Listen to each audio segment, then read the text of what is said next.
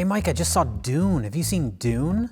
Oh, the new one? The new Dune. Oh, yeah. I just watched it on HBO Max. You just watched Dune? The new Denis Villeneuve version of Dune, not the David Lynch one, the brand new one. The new Dune, the Dune that just came out, yeah. I just saw it.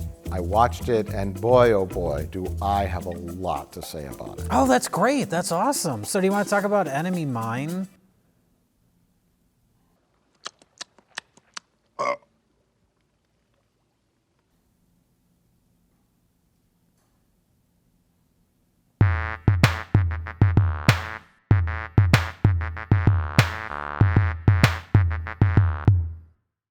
You know, in these divided times we live in, Enemy Mine is more relevant now than ever before.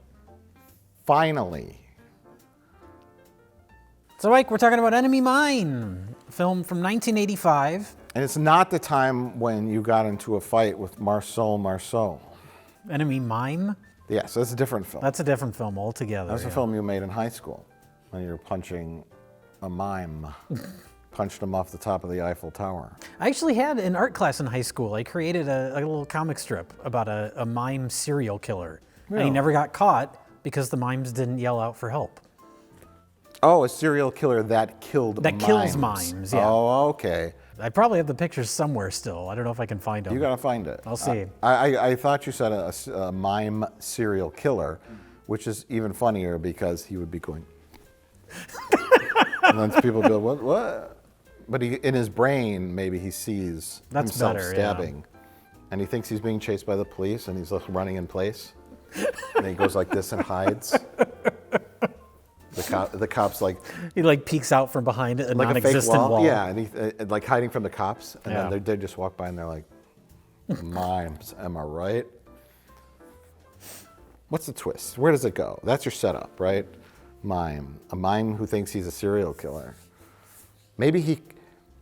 Maybe there really is an actual serial killer that's a mime, and the cops need his help to catch him. Oh, so it's like a Silence of the Lambs. Hannibal Lecter has to help find Buffalo Bill situation? I'd like to take a moment to pause this video and address a few things. While discussing an idea about mime serial killers, Jay says this. Oh, so it's like a Silence of the Lambs? Now, my obvious response should have been, with an emphasis on silence? The context and subject matter made this joke so obvious. In fact, you could say it basically wrote itself. For years, I've thought of myself as generally quick-witted, fast with puns, and having very little to no dementia. I'm afraid after this event, things may have changed. I'm issuing a statement today after this egregious infraction. Please take a moment to read this statement in full and reflect on what it might mean for you, for me, and for Red Letter Media as we all go forward together.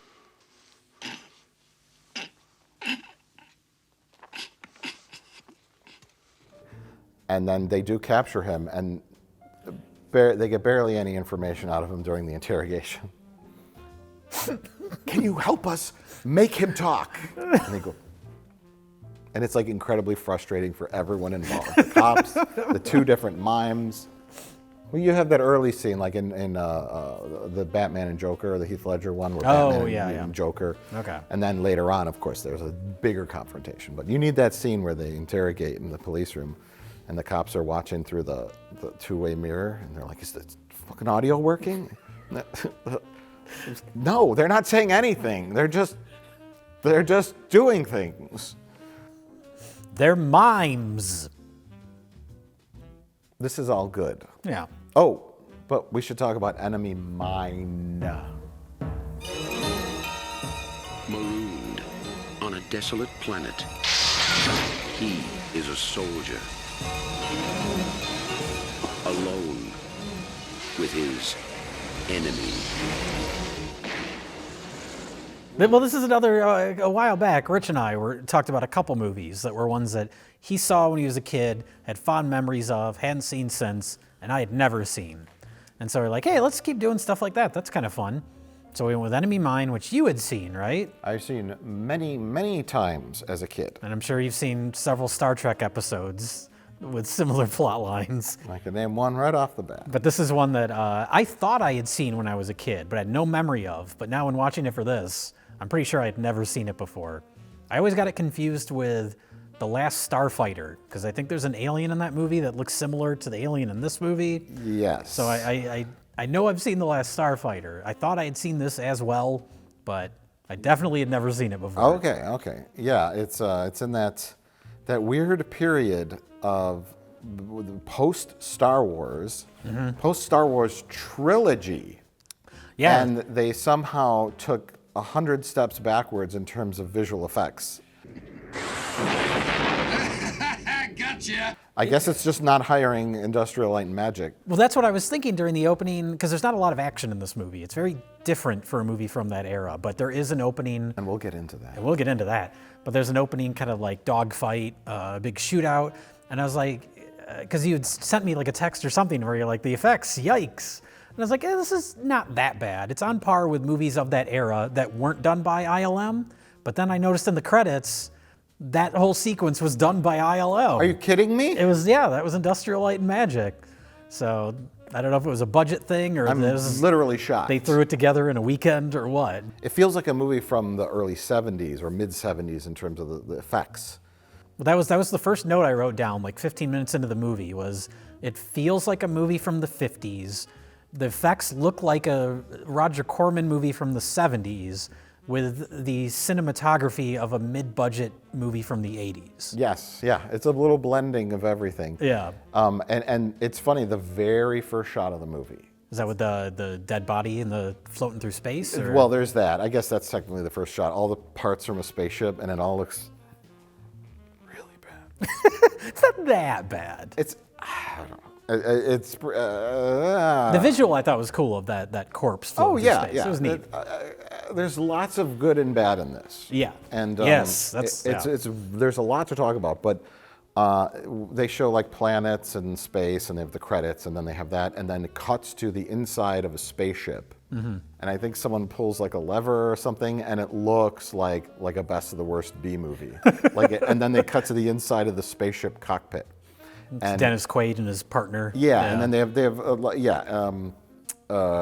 whole squadron. There's like 4 ships that are flying around, and they're in these like discount spacesuits with the open helmet. Like that's all they had. And one guy is sitting in the cockpit, and then someone is like the co-pilot who's sitting at like a control panel sideways. And it's this big open room, and it looks like, I just think of that Ed Wood set when where's the cockpit set, Mr. Wood? It's right here. It looked like that, and it's like, their positioning is awkward. Their positioning is awkward. It doesn't feel like they're in a fighter craft. They're not like strapped into these like robust chairs with like seat belts on, and it's like Star Wars, like the X-wings or the Hoth fighters, whatever they're called. They have a name. You know what I'm talking about. I know right? what you're talking about. Yeah. And then Luke has a co-pilot who's in the back, like facing the other way, and they're just crammed in there, and there's buttons everywhere, and it looks so real. It looks lived in. There's lots of gritty details. And this looks like it's from the 1950s, like you said. Even the fucking picture of the ship on the back of the box looks straight out of Buck Rogers. Yeah, well, all the miniature shots too. You got to get that depth of field as wide as possible for a miniature to be believable, and they don't pull that off in this. No. It always looks like miniatures, and yeah, it looks like something from the 50s or the 40s even. And there's a blend, a mixture of either really atrocious and terrible looking matte paintings and compositing, or really beautiful looking ones. Yeah. That's what I was thinking of, the good ones, which I was like, what are the terrible ones? Oh, there's a handful of them. Yeah, some of them are really great, though. But those, I think, were ILM as well. I know that whole opening shootout sequence was ILM. I mean, they must have had the ILM interns work on it, because you did some research on the movie, and there's some budget problems. But before we get into everything, we'll just talk about the film real quick. For those who haven't seen it, it's called Enemy Mine. It stars Dennis Quaid and Louis Gossett Jr. Primary characters, only characters in the film. Only characters for a large chunk of the movie, which is what makes it unique because it starts with an opening Star Wars-esque, shootout sequence. Yeah. They both they're warring races, humans versus Drax. It's a very classic sci-fi premise in the traditional science fiction sense. Yeah. It's based on a short story that was published in the Isaac Asimov periodical magazine. or something, Isaac right? Asimov's science fiction magazine, Yeah. in like 1979, so just a few years before they turned it into a movie. Yeah, it's a very, and I did not read this. I don't know how closely it matches, because there's some interesting components in it that kind of mirror the modern day world, but Right around that era, Star Wars, what else do we got? Here's a sci-fi story. sure, but it's very un-Star Wars-like. Yeah, well, that's the thing. Is like you have the opening dogfight, and then Dennis Quaid, Louis Gossett Jr. both crash land on this other alien planet. And as far as they know, they're the only people on the planet, and they're stuck there together. And they're warring races, but they get to know each other, come to understand each other, and realize that they're not so different. Don't diminish its emotional impact. No, I actually, having never seen it before, like you said, there's a lot of bad, but there is a lot of good. And there's large chunks of this movie that I liked quite a bit. It's the little movie that couldn't. I think there was a lot of errors made in what could have been a really, really good movie. And I think a lot of it has to do with maybe the time it came out. I don't know. It got kind of meh reviews. It got meh reviews and bombed horribly. Yeah, and you're just coming off the Star Wars trilogy. I mean, this was what, 85? Yeah. And you have a science fiction movie that belongs in the 70s, the more pre-Star Wars, more slower, thoughtful science fiction. I was surprised to find out, before watching it, I looked it up on IMDb. I was surprised to find out it's directed by Wolfgang Petersen, famous for Das Boots. That was an unintentional slip. It's directed by Wolfgang Petersen, who directed Das Boots, and more importantly to me, The Never-Ending Story. He went on to do In the Line of Fire, like a lot of big movies. Air Force One. Which I don't think I've ever seen, other than the terrible CGI plane effect at the end that everybody talks about.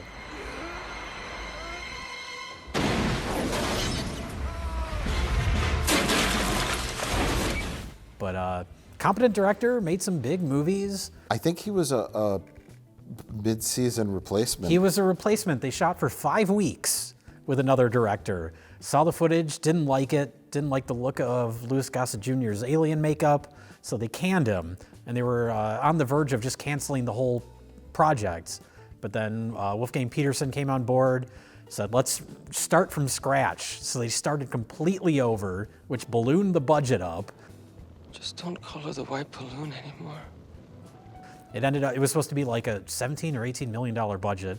It ended up being like $40 million. Really? Which, yeah, but today that's not much, but for the time, it's pretty big. Oh, yeah. All for a movie that is 90% two people hanging around on a rock. Yeah. It's kind of crazy. I don't know where that money went to.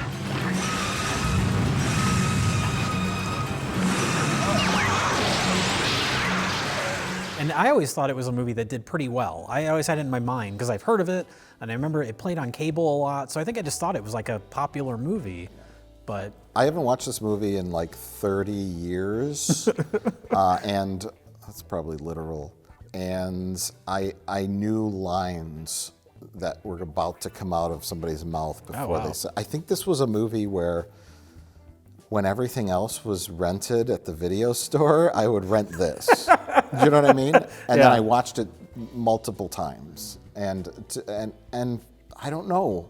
I don't remember the circumstances of which I would have watched this more than once as a kid, but I think I did watch it 2, 3, 4 times because I knew the breakdown, I knew lines, I knew scenes by heart. You know how it's like burned into your memory? Oh, sure. Like that scene when Louis Gossett Jr.'s kid asks Dennis Quaid about his father, and he's like, "He was my friend." Cut, and I was like, "Cut," and I knew it, and I was like, "I know this movie so well." Wow. Your parent was my friend.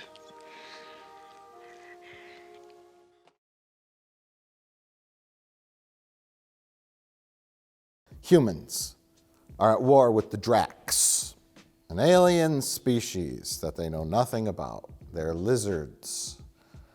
They're monstrous lizards. We hate them and they hate us. This movie's the opposite of Starship Troopers, where there's an alien race, and there's confusion, but at the end we just conquer them. It's afraid. It's afraid! And we don't care how they feel. That's because that movie's fascist propaganda. Yeah. The satire in that is it puts it in a different category than this is a very I guess I'd say schmaltzy. It's very sentimental. It never went too far though. I thought there are parts of it that I thought were actually kind of heartwarming. Oh yeah. It's about understanding your enemy, the nature of war, hating something that looks different than you. I mean, there's very obvious real world metaphors going on. And that's one of the things I found interesting too was, I mean, this was 1985, written in the 70s, but still in that like Cold War era where like you got movies like Red Dawn and where your villains are ideologically different, but this, it's more cultural. Religious. I don't know. Drax, he's got his little Bible, and it's very like, and he's speaking his language, and yeah. Throughout the movie, they learn each other's languages. And right. They briefly talk about what caused the war, like you came to our territory, and no, you guys are the invaders. It's misunderstanding. That's another thing that kind of reminded me of Starship Troopers, where it's like murky about what this is even all about. Exactly. Yeah. And as often war is. Sure. Jay. Sure. But yeah, it's the humans are portrayed as assholes. Dennis Quaid is the biggest asshole when the movie starts, right? Gotcha! Attaboy. Yeah. They're flying around and they're like, yeah, let's go fucking kill us some Draxes. And hey, I'm going on a date with this chick later. Everyone calls her the white balloon. I got a hot date with Murchison. Nurse? This time it's gonna happen. She's gonna give in, I guarantee it. Isn't that the same Murchison we used to call the white balloon? Come on, she's lost 20 pounds. Remember that? Oh yeah. And he's like, yeah, you do that, yeah. And Dennis Quaid is just like this monstrous asshole, but then he becomes a good man throughout the course. He starts of very smug. He's in like Harrison Ford territory. Forget it. Enough talk. Let's get on with it, huh? Young Dennis Quaid looks so much like Harrison Ford. I don't know, it's like young, they look identical, and he could just, like that scene when he's walking around with the trench coat and the hat. Oh yeah. And the whole ending in the mine, it's like Indiana Jones. Temple of Doom. Yeah. No one ever talks about how much those two look like. Delish. Have one. But yeah, especially early on when they're not getting along and they have to work together to make like a hut, to protect themselves from, because there's lots of meteor showers and a lot of those scenes where he's very like snarky and smug, and it's like discount Harrison Ford. So your name's Jerry Sheegan, so what? Huh? Not solid.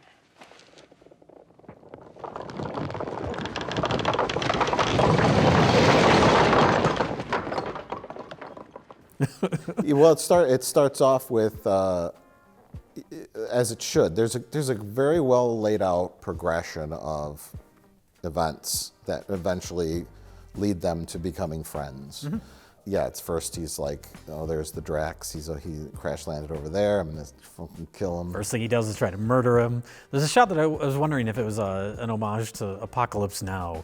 When Louis Gossett Jr.'s head comes out of the water. It's like the exact same framing. That could be. Could be. Yeah, so Dennis Quaid attempts to murder him, and then he tries to steal something from a spaceship. He gets electrocuted in a not so great effect.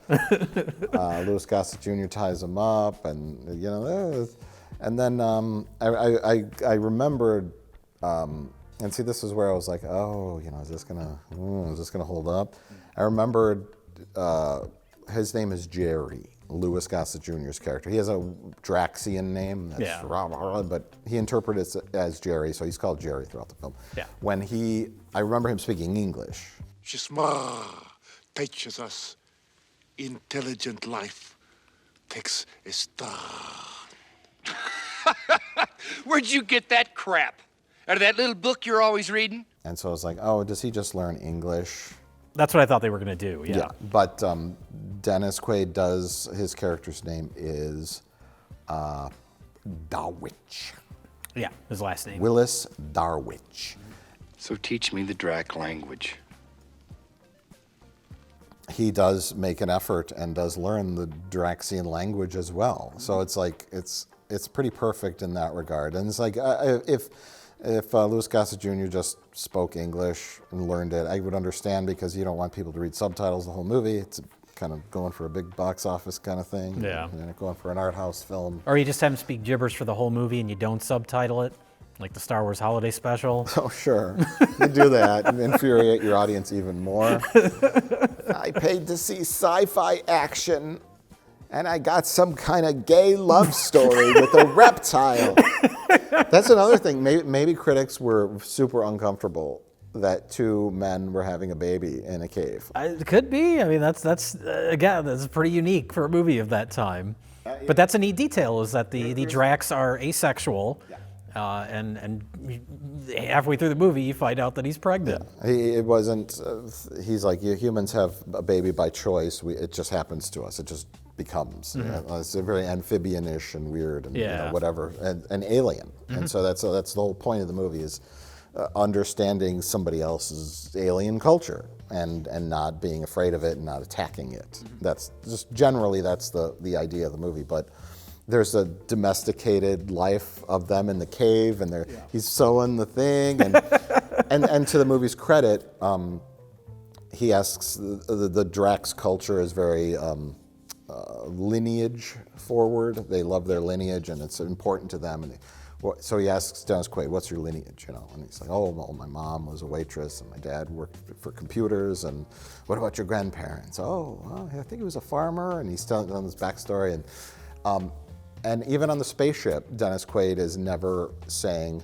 "Well, I've got a hot date tonight with a woman my gal back home. She's a real sweetheart, mister.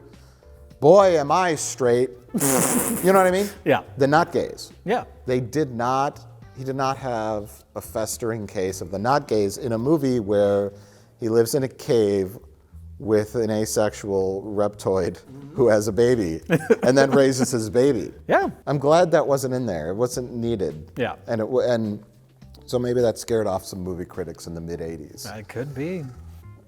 Roger Ebert got weirded out. What?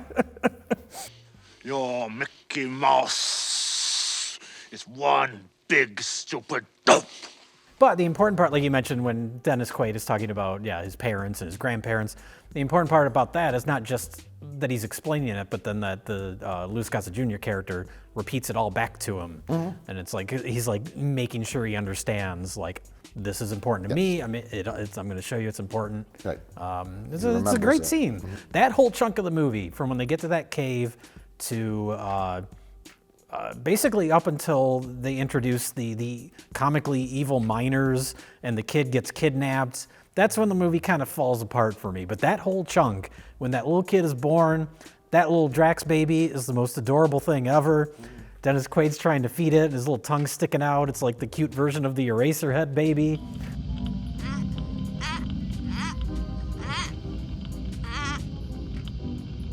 All that stuff I really loved. And when the kid gets a little bit older and Dennis Quaid is explaining their differences to him about, you have 3 fingers, I have 5 fingers, because this is a kid that's born into this. He doesn't know.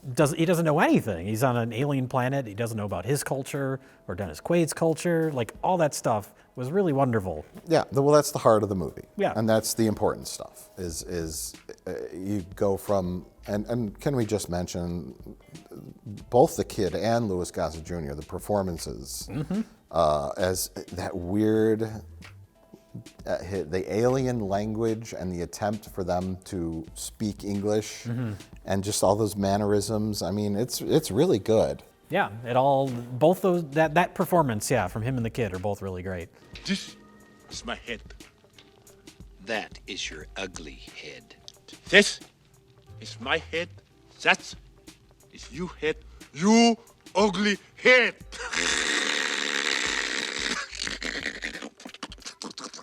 I was actually thinking during the part when there's another threat on this planet, which is the Sarlacc monster. Yeah. And there's a part when it breaks into their little hut that they've made. Yes, And it looks yes. like a skit from the Muppet Show or something. I know. That's one of the scenes that stands out. I love that they properly set that up. Oh, They have sure. a scene that just, here's this thing. This big tentacle comes out and grabs a turtle, an alien turtle, and pulls it in. Yeah. And then, we discover it's basically the Sarlacc pit monster, and it comes up from under the ground. And it comes into their tent to get them. Yeah. And Doesn't look great. it don't look great. But that's, all those practical effects, and I think the alien makeup were done by Definitely the alien makeup. Jay. were done by our boy Chris Wallace Yes. of Gremlins fame. The guy who did the original Gremlins, not Gremlins 2 Gremlins. Right. The Gremlins from Gremlins 1.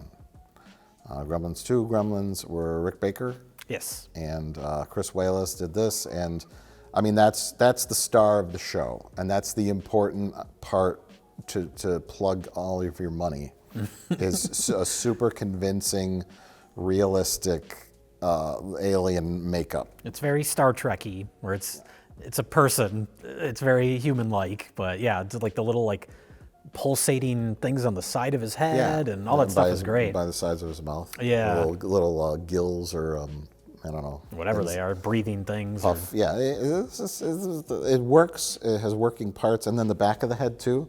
That little weird nub. It's like an open skull or something. Yeah, it's like the exoskeleton kind of thing. So you want your aliens to be 100% convincing. They can't have bad makeup because that's the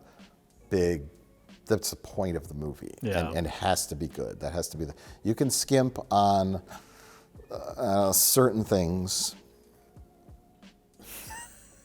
The locations, I think you said they shot in Morocco. Yeah. All the actual exteriors. Yeah, and it's very rocky, and they probably found some desolate areas. They dyed the water green whenever they found water, and there's a couple of pan shots that obviously aren't matted, so and they had set big fires to make it look like volcanic activity. Yeah. When that looked very realistic, and then they cut there's some matte painting shots that just look beautiful, like when they're silhouetted up on the top of the mountain. Oh yeah.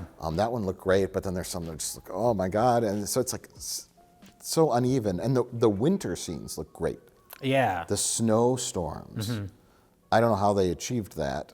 It looks so real. It looks good, It doesn't yeah. look like fake movie snow. It's just really intense. And that's when they get forced into the cave, basically. Yes, their hut gets destroyed. Which is good too for a movie that is the bulk of the middle of the movie is just these two characters to still vary up the locations. Oh, yeah. They know just when to move them from one to the other. And then I didn't like how excessive and cartoonish the miners were. I like the idea of it. Well, it's funny, the introduction of the fact that there are miners in the movie at all, because that's not from the short story. That was a studio note.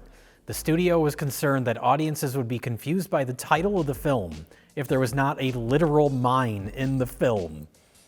The title's very clearly possessive mine, but they said, you gotta put a mine in the film.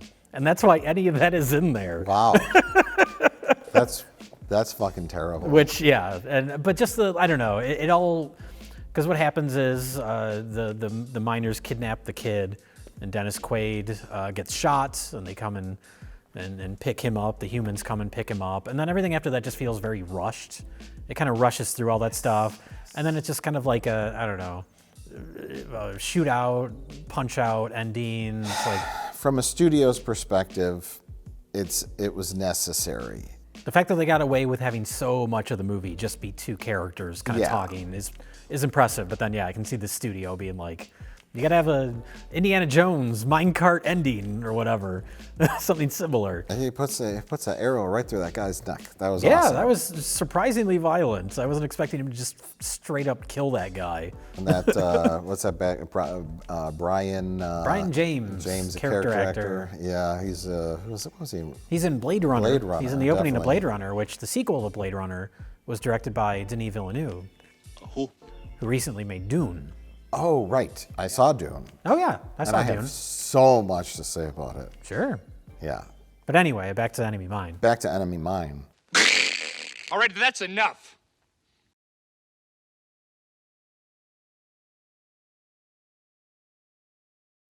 What's going on out there? Trouble. What kind of trouble? This guy. I think that was a proper like third act thing where something really big happens. I think a part of it is that it just felt so rushed. Like Yes. when he gets picked up by the humans and they're about to shoot him off into space, and he wakes up, and it's just like, Right. for something that's been so kind of like thoughtful and taken its time to build stuff up. It is the rescue of Zamis. That's the baby's name, who's like adolescent Yeah. at the end of the film, is the culmination of the Darwich's character. Is that he's then willing to risk his life to Yeah. rescue, instead of just saying "fuck it, I'm rescued, I'm still an asshole." It is his arc to do something. I really would have liked. I think they had a little tag at the end where, and this could be a new day of peace between our people. I would have liked something more about possibly making a step towards resolving the conflict, because they show the humans, the co-pilots, the fighter pilot characters that come to find Dennis Quaid, and the one girl's kind of crying, and she seems to be empathetic towards God. Like, we've overlooked this like fucking slave labor thing with these reptile guys. They're really people. Yeah. They're like people, and this is really awful. And so you get the impression that something, but he never gets, like, Dennis Quaid never gets like debriefed, or like he never says, God damn it, this war, blah, blah, blah. And well, we want you to go back into the service. We have a new mission where you got to go blow up a Drax base. No, fuck you. I'm not doing that. I'm taking it is very rushed. You got to tack on another hour to the movie for all that stuff. Yeah, and Which I'm okay with, like the fact that it's just a simple little story. It's like the smaller part of a larger story. Yeah. So that's fine. The name of Willis Davidge was added to the line of Jeriba. And then it's like he barely gets the last line out and the credits start rolling. It was I wanted very to talk rushed. briefly about the editing. Dennis Quaid has returned to the planet. He stole a fighter jet. He blows open the cargo doors. It's pretty exciting. Could have been better.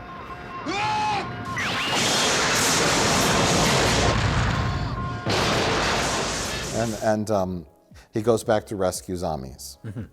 He's hell-bent. He's on this mission to rescue zombies from this slave labor mining camp. Yeah. And he lands, and he's struggling. He fights some guys. He runs up the thing to shoot to go inside and then they cut to the planet, and they show 2 or 3 more fighter jets arriving.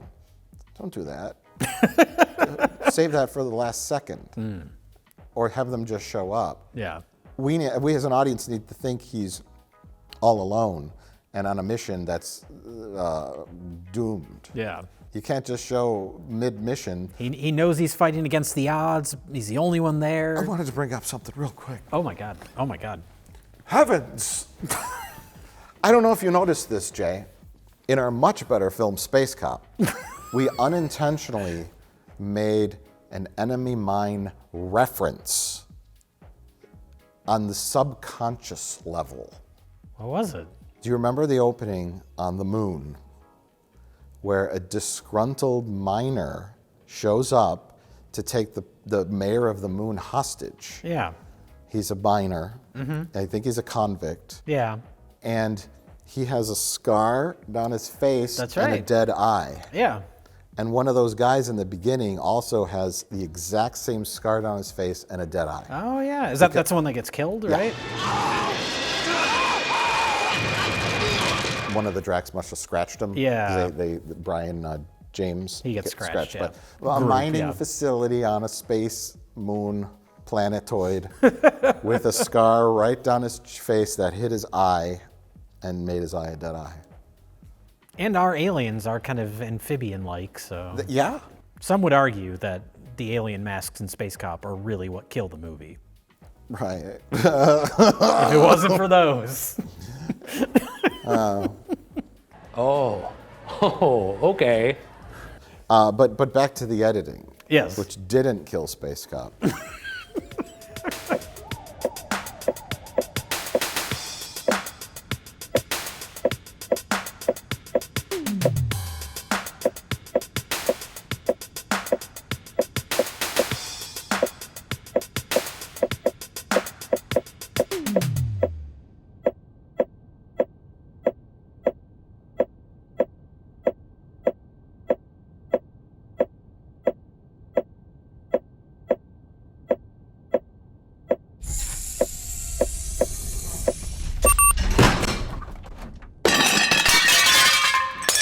And then Zombies ends up in a cart, and they set up earlier that rocks dump on a bad guy. Yeah. So that's a setup. We know Zombies is in danger. The rocks are going to dump on him. Dennis Quaid gets him out, and then they both end up in the cart, and then the people from the Space Force show up, and they shut down the thing. And then it's just like, oh, and it cuts away. And it's like, we needed to just linger for a minute. The camera needed to slowly go into the mining cart, and we needed to have a moment With them together, them and together, they're okay. and Dennis. And they do later hug outside, and he says, "You came back for me, Uncle," and Yeah. all that kind of stuff. But all these, like, there were moments where they just cut it, or they didn't finish filming it, and then especially when the end credits come up, Yeah. it's like, and then they went to the planet, and whatever, Credits. just get out of the theater, enemy mine. And it's And like, I wonder if that's budget related. Like towards the end, they were just like, just get it done, just get it finished editing. that, and also maybe the worst music I've ever heard in a movie. The music, Since yeah, the music's 1948. all over the place. There's parts of it that are good. I think I wrote a note down about There's a this. little attempt at a theme that comes and goes, but then it's like, it sounds like music pulled from a 1942 science fiction movie.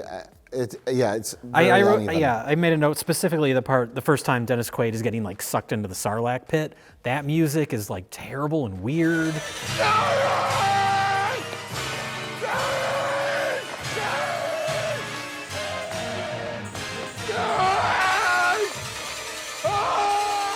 And then other parts, it's pretty good. It's, yeah, one of the most inconsistent scores Right. from that era. Yeah, and it really takes you out of it. And there was no cohesion to the whole thing. 5 different composers, a couple Yeah. of tracks of stock music, some public domain music from the Orson Welles radio broadcasts.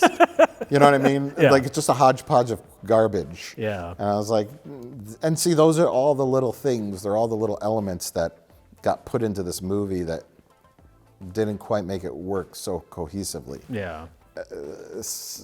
Sloppy matte paintings, some bad sets, but the heart of it is intact, and that's Yeah. that's the stuff that holds up.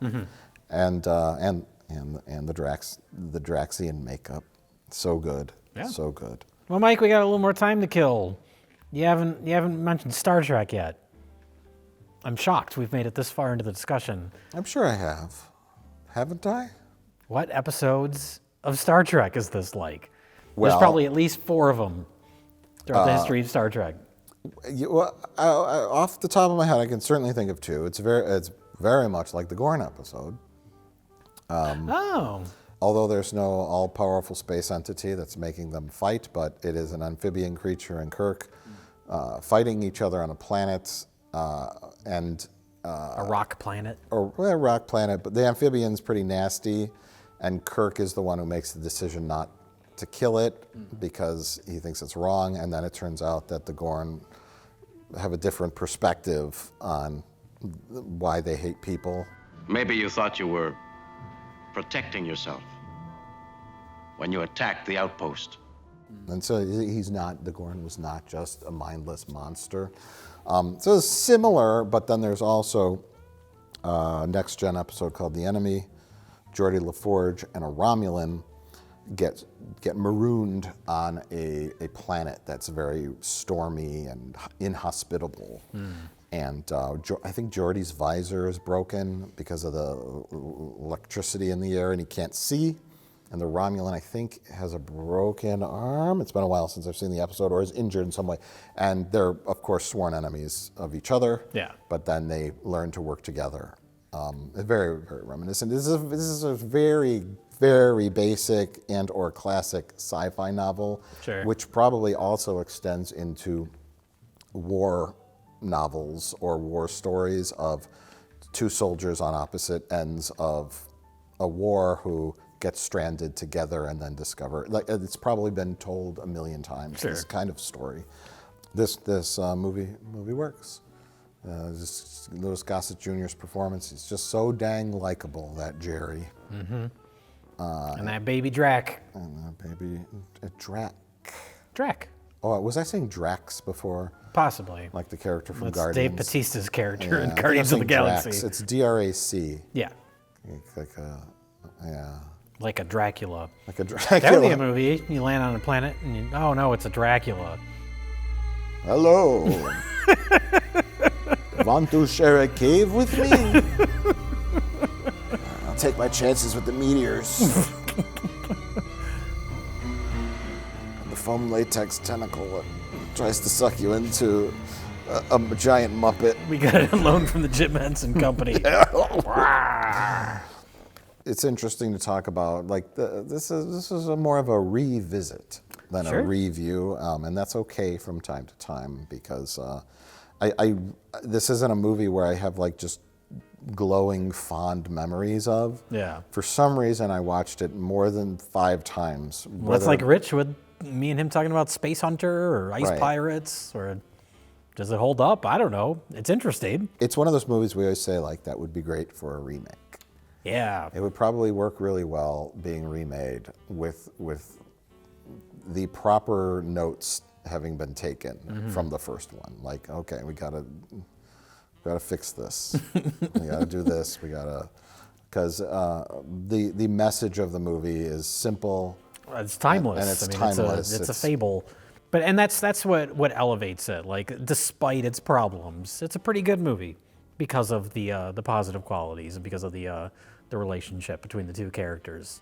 It goes a long way, surprisingly, in a movie that has quite a few problems. Another culture might look weird and do weird things that are different, and instead of trying to blow them up with your spaceship, maybe try to understand them and not try to kill them with your hunting knife. Kill other people that are trying to kill them. Yeah, sure. I guess. I Oh, don't know. they were scummy. they were forcing people into slave labor. That's Kate. why they painted them so broadly, is so you can get away with that kind of stuff, I guess. You didn't have a scene where they're just like, another day at the mine. I really hate this job. Yeah, I don't like doing this. I kind of feel but- bad about. Oh fuck! It's Dennis Quaid with an arrow. So I think he had a shotgun at one point. I did love the super sarcastic burial in space sequence. Yes. Genius. That was, for a movie that isn't really satirical, that had kind of an edge to it that I liked. The humans in this are basically the bad guys. Like they're self-absorbed. They're talking about their personal life during a war. They're shitty. They exploit the aliens when they can, and then the Drac culture is very. Oh, we care about our family lineage, and they're all peaceful, and that scene is just like really, really beautiful. There's a burial at space, and then there's like an assembly line of bodies, like war victims that are coming through. Yeah, and wreaths. Wreaths. They shoot those out with them. No one's paying attention, and then they're like, "Oh, was this guy an agnostic?" He goes, "No music." Next. Gavorky, George W. Agnostic. No music. Just dump them out, and then the wreaths are in this like dispenser that just shoots them out. It was so like geniusly sarcastic and Yeah. and making a commentary on war and how disposable people can be during times of war.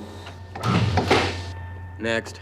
But a little bit at the end where the human race kind of maybe takes a good step forward. And they say this what's going on here Yeah. is bad. I know it's a small story. I know it's a story about two characters learning to understand and accept each other and whatever. But I also would have liked a little bigger picture, little bump. Yeah. Just a little bit. Just a little bit. Well, that's where a remake could benefit. A little bit more at the beginning, a little bit more at the end. Now, do you want to talk about Dune? No. No? No. You don't have anything to say about Dune? I mean, we just talked about Enemy Mine for so long. I actually would love to talk about Dune, but we're just out of time. Okay. Yeah. Yeah. We're out of time. Yeah. But isn't there like basically an unlimited amount of upload time for YouTube videos? I don't think so. No. It's coincidentally, it's the length of this video. We can't go any longer. Coincidentally, it's just it's a few seconds.